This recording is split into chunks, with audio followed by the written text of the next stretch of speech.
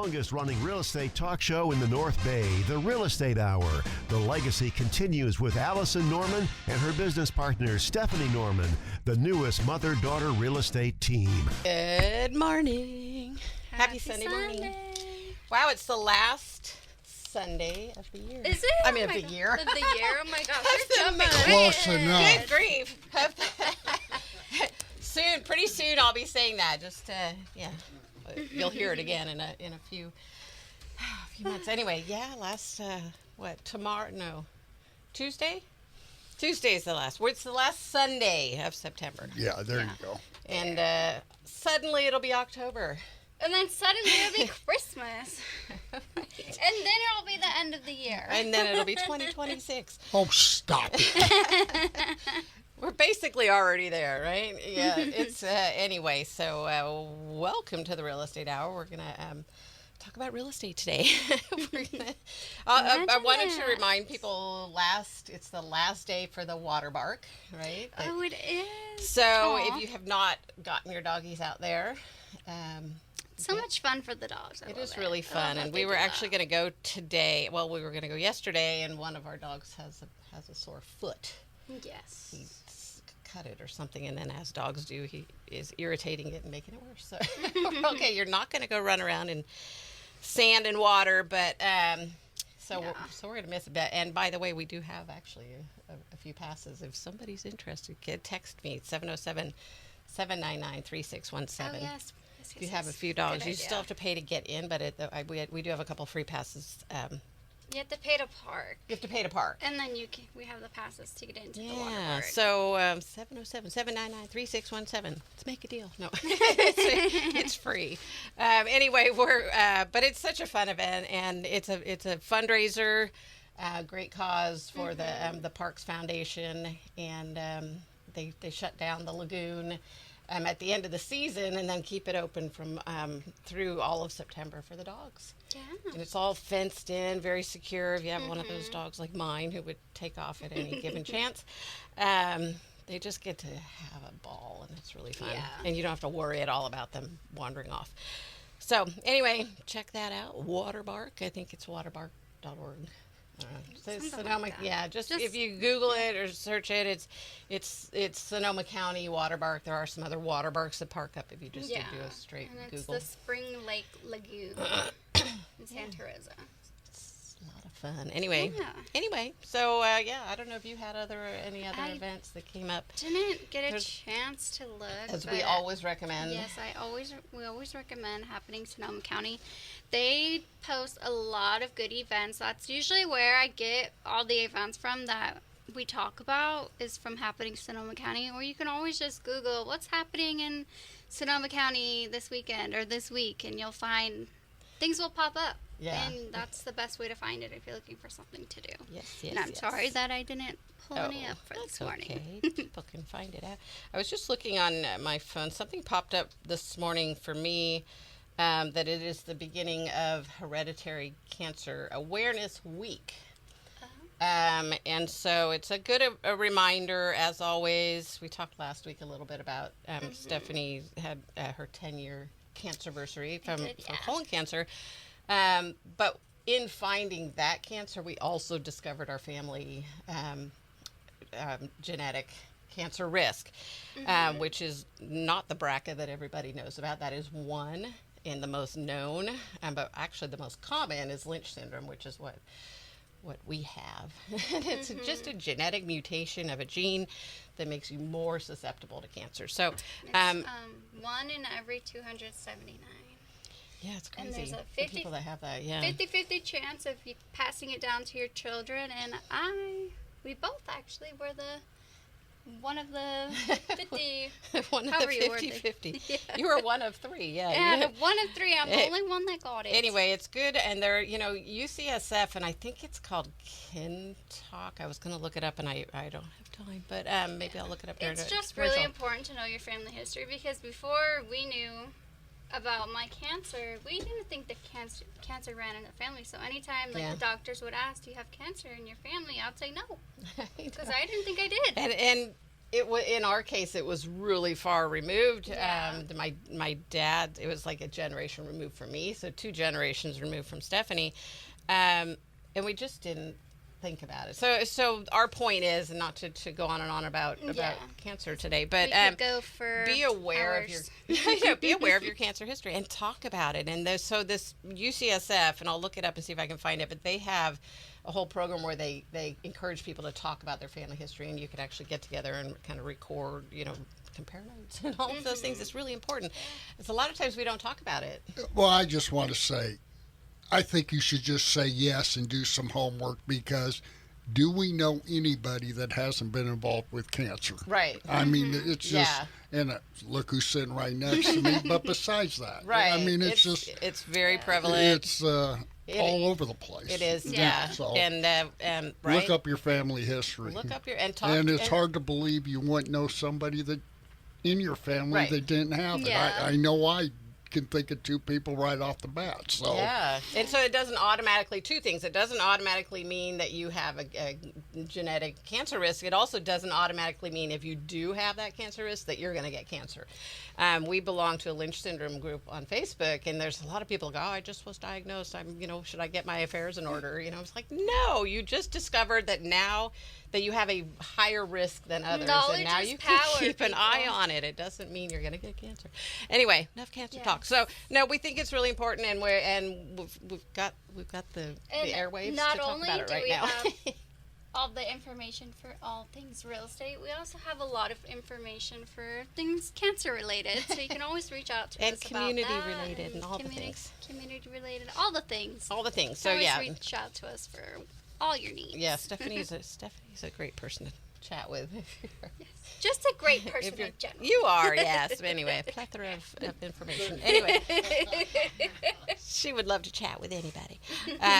Anyway, no. As we both do, we like getting out there into the community, talking to people, and whether it's about real estate, about genetic cancer risk, or just dealing with. Stephanie's a great one because she's in that young group. It's such a kind of, we just are finishing up Childhood Cancer Awareness Month, and then heading into Breast Cancer Awareness Month. But there's this gap in between of teen and young adult cancer, and it's a whole different way that you experience and the things that you go through in life, and the after effects of going through cancer as a young adult is completely different than either childhood cancer or older adult cancer. So anyway, Stephanie's a good resource if you want to Reach out to me. if you need someone to talk to. She's been through it all, and I've been through it all as the mom of a young person with cancer. So we're happy to chat with anybody that's going through it right now. Yes, always. And be a shoulder to lean on and someone to talk to. So anyway, enough of that. Okay, we need to get on to real estate. Okay, so today I think we wanted to focus on, so before we go on a break, just to let you know, we're going to talk about the market as usual, take a look at what's happening this last week of September, and then currently what's active on the market and all of that, what we're seeing happening in the market, but then also want to kind of dive into land ownership. We have a ton of inventory right now in the land segment of the market, so there's a couple of good articles that I've found that really kind of help you dive into land ownership. Is it right for you? And then not just articles that we've found, but just our experience working with country property land and all that. We can kind of guide you through what to expect if you're planning on buying or selling a piece of land, and all that stuff. So that's going to be the bulk of, I think, what we're going to talk about this show. Anyway, and the market. Yeah. I lost what else I was going to say. But anyway, so we're going to take a quick break. We come back. Let's get the numbers and then the market information. What happened? We'll get that out of the way, and then we'll cover the rest of the show. We'll talk about land ownership. Is it right for you? Does it make sense? This is whether you're going to build a house, you're going to 1031 exchange into some land, or just ag land, all the things. So we'll talk about that when we get back. I'm Allison Norman. I'm Stephanie Norman. We're the Norman Home Team, and you're listening to the Real Estate Hour. We'll be right back. Good morning. Good morning. We're back. Welcome back. It is the last Sunday of September.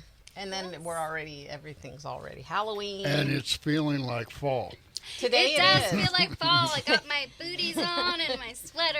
Oh, I still have my flip-flops and a It's t-shirt. supposed to be, I think it's supposed to be cloudy today, not too warm, but it'll probably still warm up because it is Sonoma County after all. It is, yeah. Well, it hasn't gotten that cold during the night, even though it's cloudy. It's overcast, but it's but we're a supposed to get some rain the next couple of days, so we'll see. If it's cloudy, I don't care how warm it is. I will be cozy in my boots. I know. It throws me off. I'm appreciating that we are not in the areas right now that are getting hit hard. Yes. Gosh, watching the news this morning in I think it's northeastern Arizona. The flooding, so huge scary. flooding, and I mean they get that monsoon season every year, but this it's huge. It's and then scary. the East Coast, they've got a hurricane out in the ocean. They've got tropical storm heading in. So just thoughts to all of you, or if you have family that lives there, they're probably not listening, but although you can, if you're out of the area, you can go to KSRO.com. Or YouTube and get the past shows. But anyway, so just thinking about that. And we always, when it turns this time of the year and the weather gets icky, we always appreciate living in Sonoma County a little bit more. It's like, oh yeah, that's why we live here. We forget how lucky we that's are. why we with pay the the big bucks to live here. It really is an amazing place to be and to live. I think. So I agree. anyway, so speaking of that, let's take a look at what's happening in the real estate market in Sonoma that's County. A good idea. We are, we've had a lot of increased inventory. It's kind of settled. It isn't really going down, but it isn't going up crazy like it was. Although it is up a little bit this week at 1,058. Although I think we were like close to 1,100 in a month or so ago. But anyway, so it's about 1,058 active listings right now, single family homes.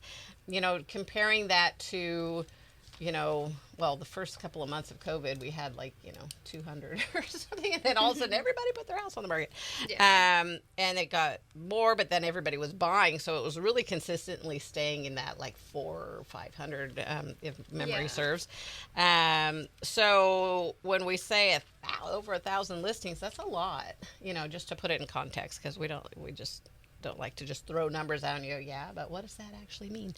But anyway, so those are single family homes that are sitting on the market waiting for you, available for you to purchase, all over Sonoma County, and every size, every number of bedrooms and all that. We don't break it down that far, although we can, if you're curious about the type of property you're looking for, or the number of bedrooms, or the area or your neighborhood that you want to move to, the neighborhood you live in, if you want to get a valuation, or really just stay on track of what's happening in your little segment of the market. We can send you weekly, bi-weekly, or bi-monthly, or monthly, or every 6 months. We can send you a market analysis. So there's a lot of different ways we can break it down a lot further. This is just a look at all of Sonoma County, and then it really helps you kind of distinguish Sonoma County from the whole state of California, or from the Bay Area, where we've got San Francisco, we have the East Bay, Walnut Creek, San Jose, San those Mateo. numbers would make a big difference if we included those with Sonoma County. Right. And then you get over to like Vallejo and Fairfield, and in Solano County, where it's less expensive. So when you look at that whole picture of Bay Area, you're not really seeing what's happening in Sonoma County, right? So we like to break it down. Anyway, single family homes, 1,058 active on the market right now, with 331 in escrow. The median price for the active is $1,195,000. That's the middle of the market, of what's currently actively sitting on the market waiting for you to purchase them.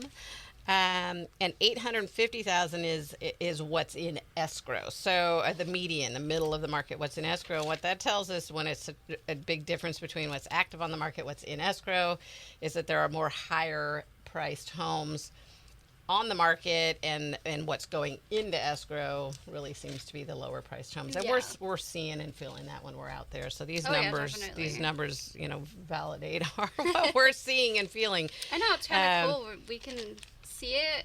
You could feel it physically and see it when you're out in the market, but then you pull up the numbers, and there they are. Oh yeah. Okay. it's right. What we're feeling is true. Anyway, and if you're out looking and you're actively, looking for homes or, property, you're probably seeing and feeling it as well. Although you're kind of looking at a certain specific segment, we're looking at the whole picture. Anyway, so taking a look at condos, townhouses, 144 active on the market of condo, townhouse. We combine those two categories. They used to be together, and for some reason they said, let's split those up. Although they're really kind of interchangeable, what we call a condo or townhouse. I mean, townhouse is usually like a two-story. You walk in, there's upstairs, downstairs, where a condo is usually, more just. Oh, yeah. But it's not necessarily, so it gets really difficult when we put a listing into the MLS that's a condo or is it a townhouse? And it's not because it's a PUD or it's not a PUD. It's just I don't understand why they did that. They did that a few years ago. It makes it really difficult. So hopefully when you're searching for a condo or a townhouse, put both in, because I would almost guarantee that the realtors out there are also saying, which one should we put it in, and they're saying, which one should we look in, so look in both, because it's hard to know. That's a really good point. Yeah, the other one is land too. Look at all the buildable land, because they also split those up, and it's like, well, which one is it? It's out in the country, but it's less than an acre. So is it acreage or is it a lot? A lot is typically in the city, so that gets, so look at the broad, stretch it out, just in case we put it in a different category than you might have thought. Anyway, so condos, 144 active condos on the market. That number's also up. And well, it's kind of sitting steady. 49 in escrow. That number's down a tiny bit. Get out there and buy a condo or a townhouse, or take a look at it. There's a lot out there, but it's also, when we're looking for condos for people, or townhouse or PUD, there's not a lot in each, it's a really broad area type of. And another big thing to consider with the condos and townhouses, they usually have an HOA. Yeah. And that could make or break the deal, because it might be really high, too high, and you don't realize it, and so you don't qualify for that loan you were hoping to get. Right, because all of a sudden they're like, oh, well, your debt to income just went to heck because you've got a $500 a month HOA. But then also, what does that HOA cover? Yeah. And insurance is a big deal right now with condos. Even getting, it's not so much if you have to get what they call walls in insurance. But if it's, we have one right now we're in escrow with, that's a PUD. But a lot of times the PUD doesn't maintain the exterior of the property.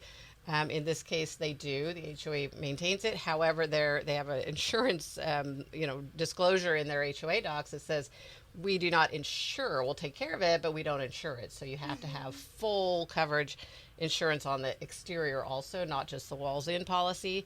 Not very many people were willing to do that, to insure that. So it was a little scary and a little higher than the buyer thought or had anticipated. And anyway, we got it resolved, but or she did, I should say. She did a lot of hard work, trying to get the insurance figured out, but it's something to really be aware of. And that higher, if you have to go with the FAIR plan and it's like $5,000 a year or something, that's going to affect your ability to qualify for the loan, because they're looking at what your monthly payment is. And even if you're going to prepay the insurance, they're still going to look at what the monthly insurance payment's going to be, because they're looking at the future, not just right now. So that was a question that came up. So, well, what if I just prepay it? It doesn't matter. They're still going to have to look at that as your debt to income. And it can derail a transaction, and suddenly you don't qualify. Definitely, or you have to bring more money in or something. So that's definitely a big one. It's a big one to be aware of when you're buying a condo. The other, mobile homes is another one where it can be mention that one too. Getting insurance. Oh, sorry, I took the words. Oh, no. But yeah, mobile homes and the mobile home, the space rent, and then not only that, but you're buying a mobile home but you're renting the space. You sit on most of the parks, treat it just like a rental application. They want you to make 2 or 2.5 times, 3 times the monthly payment and be able to show that. We had a client who had a big chunk of money in the bank to where she could buy this pretty inexpensive manufactured home. But she couldn't show the income. She was on a fixed income, Social Security, couldn't show it. But I'm like, but look, she's got like 5 years of reserves, you know. And they said, well, that doesn't matter, you know. So it's a big deal. Getting insurance in the parks too is hard sometimes. So be aware of those things. And then speaking of mobile homes, we have 88 active mobile homes on the market, manufactured homes in a park. And then we have 39 in escrow.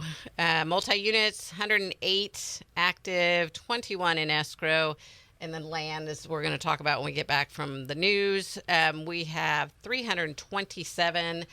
A couple months ago, we topped that 300 mark, where we haven't really seen that in a while. It was in the high 2s. And then so now we're at 327, kind of holding steady in that low 300. With just 34 in escrow. That's very normal. That's what we see or have seen for a long time, because land just doesn't sell like residential real estate does. But we're going to talk about that more later on in the show. Joe, are we okay? So we're gonna do the hot sheet or the market snapshot when we get back. Is that okay? Yeah. Okay. So we're not going to have time. No, We're going to, we won't have time. So anyway, so that's a look at what happened or is currently happening in the real estate market right now. Stephanie's going to take a look at what happened this last week, since last Sunday. And we're going to take a quick break for the news. I'm Allison Norman. I'm Stephanie Norman. We are the Norman Home Team, and you're listening to the Real Estate Hour. We'll be right back. Good morning. Good morning. Good morning. Welcome back. You are listening to the Real Estate Hour. We're going to finish up our I went long. Imagine that. Of the my segment of what's happening in the real estate market. Stephanie, you have a look at what happened this last week, right? So it's called the hot sheet on the MLS. Yeah, we like to call it multiple the listing service. So it's we like to call it the sheet market or snapshot. Market snapshot. So it's basically what happened from last Sunday to this Sunday, and we have so for new listings we have 123 new listings, and that number is up a little bit from last week, and that is with an average list price of $899,000, which is a little bit down from last week. Last week the average list price was around $959,000.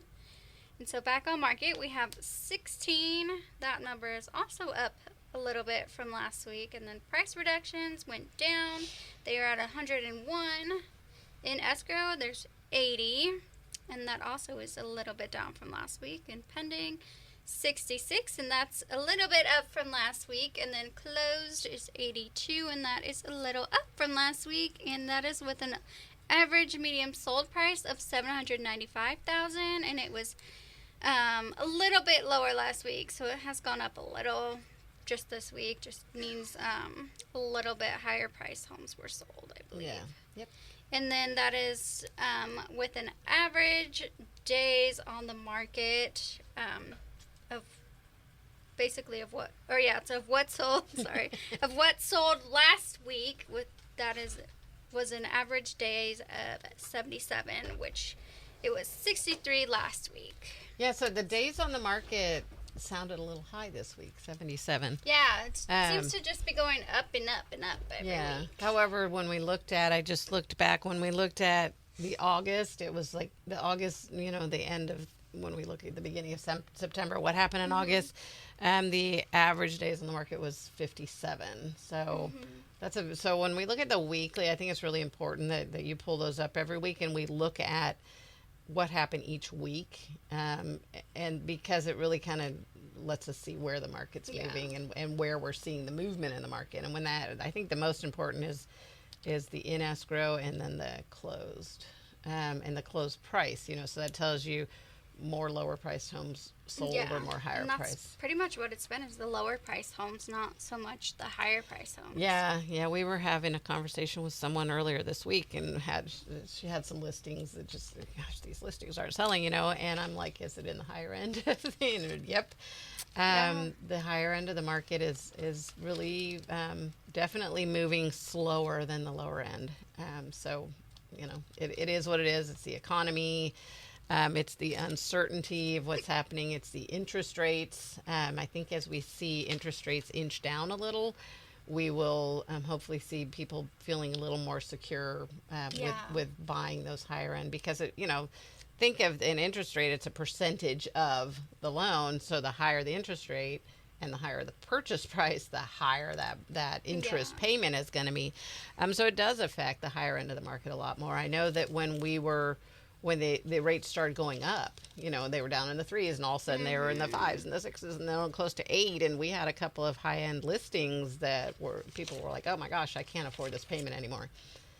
Anyway, so sorry, I didn't mean to laugh about that. I was laughing at Stephanie because she was flipping her pages, and I could hear it. I was looking back to see how the average days on the market, how much they've gone up. And it's been pretty stable since it's been August. I think even this whole year, it's just that's September. 60-ish. Yeah, at the beginning of September it was around like high 50s, and now then it's gone up on the beginning of September it was 68 days on the market, and now this week we're at 77. Right. But that was just a week. Look at each it's week. just a week. So it's just a week. So it just means that From the week homes to that week. happened to sell this last week had been sitting on the market a little bit longer, or they may have had a longer escrow, because they may also look at how long it took for that. But although I think once you hit it does kind of slow or stop that count when you're in escrow. But anyway. Okay, so that's a look at the market and what's happening in real estate right now here in Sonoma County. Again, if you want a closer look, you can reach out to us and say, hey, what's happening in my market, or what's happening out in Bodega Bay, or what's happening over in Solano County, or what's happening in Marin County. You could even break it down just to your specific neighborhood. Yeah. So where you're selling, you're thinking about selling, or where you're thinking about moving, what's happening. Maybe you've got this favorite area that you want to move to, a neighborhood or city, and you're watching it, or you want to keep an eye on it. We can do that for you as well. And so it doesn't have to be where you live. It might be where you want to go. And if it's something out of state, or like in Southern California, we have lots of realtors that we have connections with that we can refer you to if you need that. Yes. We actually I just heard from an agent down in the East Bay who I had sent or gave her name as a suggestion to somebody that was looking here in Sonoma County, but they also had family down that way or over that way in the East Bay, and thinking, well, maybe we'll go there, which is better, so I said, why don't you give her a call? And then, I didn't know which direction they were going to go. It turns out they ended up buying something down there, but they, so I mean, we can send you in the direction. We don't mind. We're not, even though we're licensed in the entire state of California, we're not going to say, oh, well, we want to represent you if you're going to buy in Orange County. It's like, well, that doesn't make sense. It's best to work with a realtor that knows the area and works in that area and knows that market. Yeah, it really, because she started asking me about, Piedmont and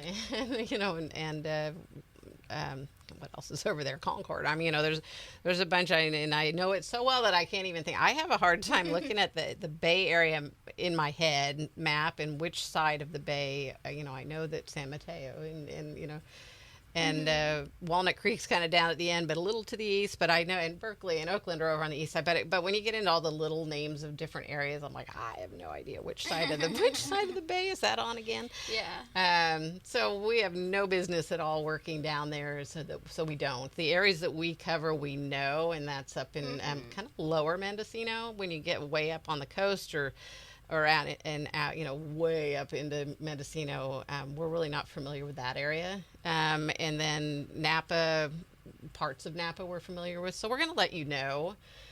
Solano County, I know Fairfield and I know Vacaville, that kind of as you're in Napa and you then head up the freeway that way. I'm familiar with that area, so we can help you there. But we're going to tell you, and if we can't or don't feel comfortable with it, we're going to send you to a great agent that we know up there. Yeah. You don't have to use that, but we have some good recommendations and people that we know that are going to take good care of you because you came from us, and they're going to want to make sure they take good care of somebody that we sent them. And so then another area you know really well is Marin. yes, indeed, I grew up there. Yeah. So yeah, happy to help you in all those areas, or just get you information. Yeah, on them. and you can always reach out to us. You can message us or email us at thenormanhometeam@gmail.com, or you can always call us at 707-799-3617. We're happy to answer any questions or help you with your real estate needs. Absolutely. Yes, indeedy. Okay, so let's move on from that. Let's look at the market. That's what's happening. That's what we can do for you. But the other thing is I'm also, and Stephanie right alongside me, we work a lot of land, whether it's land with a house or it's just land. I am certified through Keller Williams Land to be, to represent you with your land sale. So there's a little extra intricacies that you need to know when you're selling or buying land. So make sure you're working with somebody that understands land. So, and I was just going to throw in there, we're really big on helping you with no obligation for you to work with us. We're happy to help you on, answer questions, go over your market analysis for your home. And we won't force you to work with us. Absolutely. We're going to wow you so much that you're going to go, wow, I want to work with you. Yeah. So, there's only so much we can do, though. So right. There's then we get to a point where we do have to sign a listing agreement or a buyer broker agreement. But especially if you're already working with a realtor, there's not really much we can do for you. Yeah, that's a good point, because we do get calls once in a while. Say, well, I'm working with this realtor and they told me I should do this. And I'm all, okay, stop right now. I can't help you because you're already working with a realtor. I'm sorry. If, you need to talk to them. If they're not getting you the help you need to talk to their broker, because you're technically your contract is with the brokerage, not the broker, not the agent. But we can't help you if you're already working with an agent. So as much as we'd like to. I know. I mean, not because we wanted your business, which we would love, but really just we both, I think, really like to help people. And if somebody asks you a question and you can't answer it, it's like, I'm sorry, I can't help you. For legal reasons. Yeah, I can't help you. I'm sorry. Anyway, but if you're not working with a realtor, if you haven't signed a contract yet with a realtor, we can answer any questions. We're happy to do it.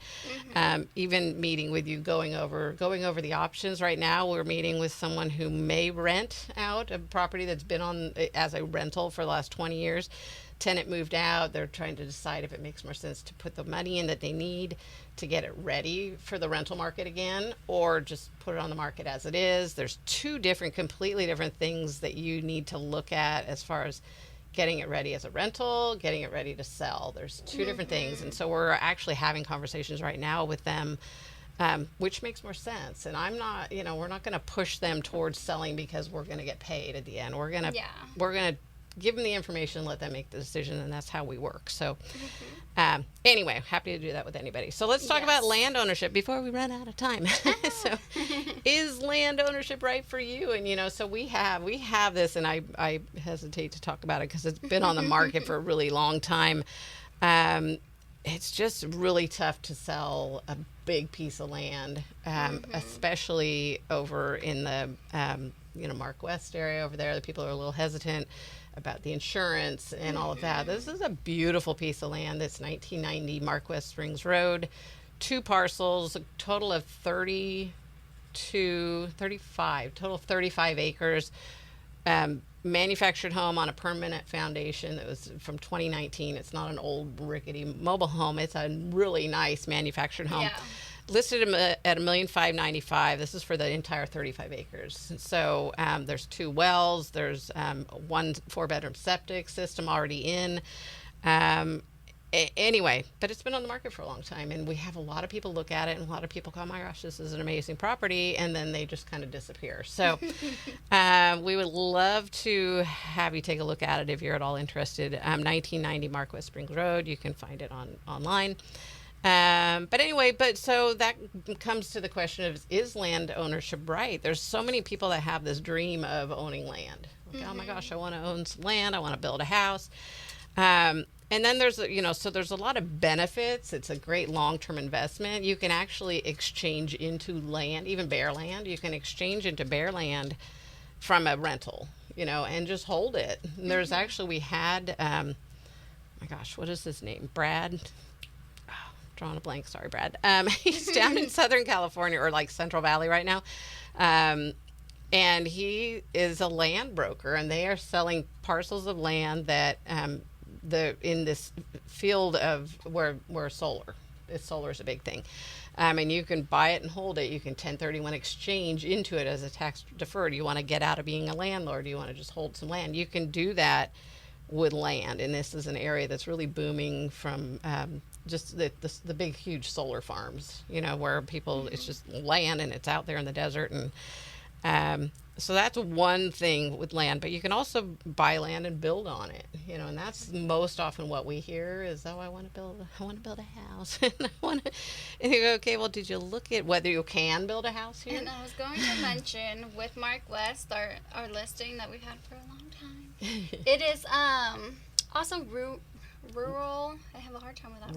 Rural residential. So you could have horses, you have goats, chickens, all the things. You could probably do a hobby vineyard, but maybe you need to do that. And that's one thing I want to talk about when we get through this. Jumping ahead, sorry. No, you're right. No, I just meant that's one thing I want to talk about is, if you want, you may want to do this, but can you do it? And it's really important to look into that. So anyway, it's owning land offers a wide range of benefits, long-term investment, flexibility, wealth preservation. And just let me explain that one. Unlike other investments, land cannot be destroyed. Well, technically, I guess it could if there's a flood or if there's an earthquake and it's split open, or something. But for the most part, like a house, land can't be destroyed, making it a secure asset to pass down through generations. Independence land ownership provides a sense of freedom and autonomy, whether you're cultivating a farm or simply enjoying the peace of a rural retreat. I would also throw in there, not necessarily sense of freedom, because you do have to follow the rules of the land and the law of the county or the city that it's in. Change of land ownership. However, land ownership also comes with its challenges. Initial costs of purchasing land can be expensive. Financing options may be limited. That's a big deal. There's a lot of lenders that will lend on land. You have to put a significant amount of money down. Interest rates are a little bit higher, but it is possible. There are a lot of land loans out there. And then ongoing expenses. You are going to have property taxes, maintenance, improvements can add to the cost of owning land. But the property taxes are going to be taxed just on the land, not any structure that you have on there. Until you put a structure, then they're going to tax you. Limited liquidity. Unlike stocks or bonds, selling land can take time, as we've mentioned, making it less liquid in case you need quick cash, although you could probably finance and refinance, pull some money out. However, again, a little bit harder because it's a piece of land, not a house. A little harder even just to pull money out. And then responsibilities of land ownerships. You have to maintain your boundaries, ensuring the property lines are clearly marked to avoid disputes with neighbors, environmental stewardship, managing your land responsibly to prevent erosion, protect natural resources, and meet agricultural standards. And as I said, adhering to local laws. So staying compliant with zoning, building codes, and other regulations. A lot of pieces of land are out there in the middle of nowhere. There's like 200 acres of wide open country. And people do things that they're not really allowed to do, and who's ever going to see it, But I was just going to mention a lot of the times it's they put in like driveways or like access roads, and someone gets upset, and then then yes, or an easement or a fence. It's like, hey, that fence is on my property. Oh, really? I didn't think so. Anyway, so it's important to really kind of look at everything when you're thinking about buying some land. It can be an amazing thing to be able to buy land, or whether it's in, we still have a lot of lots available. A lot of lots after the fires that we've had. There are people that haven't rebuilt. Maybe they were holding them for a while and then just accumulating equity as they were holding them. Or they've been on the market for a really long time. And then, building costs went up and just it takes a long time to get permits and all that. But there are still a lot of lots in town to Fountain Grove area out that way, Mark West. So anyway, okay, we need to take a quick break. We come back, we'll finish talking about land ownership. And I want to talk about really kind of as a buyer and as a seller, things that you need to be aware of. And do if you're going to be getting ready to sell or if you're getting ready to buy, or you are going to be buying. All right. I'm Allison Norman. I'm Stephanie Norman. We are the Norman Home Team, and you're listening to the Real Estate Hour. We'll be right back. Good morning. We're back. Good morning. Good morning. We're back. Oh, good. Phone made a weird sound. Alrighty, welcome back. We are talking about land ownership. Is it right for you? And really, some of the big things to be aware of if you own land is understanding. I kind of touched on it, but keeping track of where your boundaries are. Yes. Hopefully, you know where they are when you bought it. And then there's something called a prescriptive easement, and so you have easements that are recorded. So when you're buying a piece of land, you want to look and see. You're going to get in the title report. Preliminary title report, it'll say, there's a road easement going through your property. And that's good. So you know about it. You can't build on it. You can't block access to it. Sometimes there's an easement to get to somebody's, utilities or something like that. Can't block it, have to allow access for it. There's a prescriptive easement, which is not a recorded easement, but for years and years and years, somebody has openly and notoriously, or whatever, I forget how they call it, openly, conspicuous, not inconspicuous, conspicuously used this piece of land. They've walked through this path for 100 years to get to the beach. And then somebody else buys it and goes, oh, well, you can't do that. And there is an argument. In fact, I think there was a case, was it in Southern California or maybe even out by Russian River recently in the last year, that was that situation that this path had been used and used and used by the neighbors. Somebody bought the land. They go, oh, actually, you can't use this part of the beach. You can't use this pathway because this is ours. And so there was actually, I think, a case, and I don't know how it went. But anyway, it does happen. It can happen. And the argument is, well, you didn't stop me. You've let me use this piece of land for the last 20 years. You let me walk through here, take my dog for a walk or whatever. And there is an argument that is an easement. It's a prescriptive easement. You've allowed it. You knew it was happening. You allowed it to happen. So. Yeah. And then some of those are fathered in, right? Grandfathered in? Yes, yeah. Grandfathered in. Fathered in. Grandfathered in, sorry. Even more than fathered in. They're grandfathered in. Grandfathered in. Anyway, yeah. One could argue, and it would probably come down to getting attorneys and getting that involved. And that happens, with... fences and fence lines and use, people, just because there's a fence there doesn't mean that's the property line. So I had put together a list kind of things to really be aware of when you're buying land. One is how important your inspections are. And when you're buying a house, you're going to, unless it's a country property, you're probably going to do a home inspection, pest inspection, maybe a roof inspection. If a home inspection either doesn't look at the roof, which most of them do. I've had a couple say, "Oh, we don't do the roof." I usually don't. I don't recommend those because like a home inspector that's going to look at the roof and then say you probably should have a home inspection. You might have a fireplace inspection. That's usually because a home inspector says there's something going on. You should probably have a fire inspection. If a pest inspector says, I don't know if that's mold or not, you should probably have a mold inspection done. You're not going to typically have those inspections unless there's a reason why. Otherwise, you're going to do a pest and a home inspection, right? If it's country property, you're going to do a well and a septic inspection. On a piece of land that doesn't have any of that, or maybe they have a septic tank, or then you're going to want to do those inspections. But if they don't, you're going to want to make sure you can get water. You're going to want to make sure you can put a septic system in. Some pieces of land, they say, nope, can't do it. And it's like, but, there's so many alternatives in different ways. Sonoma County is not very flexible on alternative septic systems. I've been told by people who have looked at a couple pieces of land, but particularly I'm thinking of Mark West.